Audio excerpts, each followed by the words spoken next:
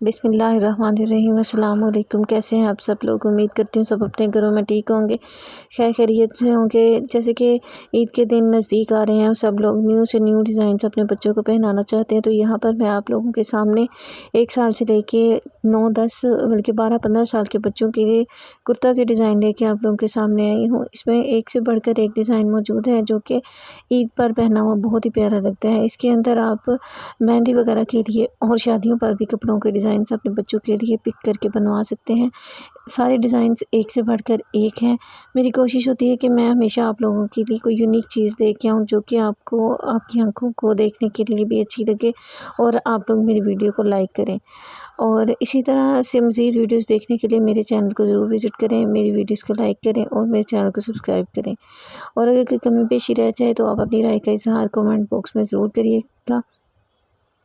मेरी कोशिश होती है कि मैं यूनिक चीज़ लेके आऊँ। Thank you for watching.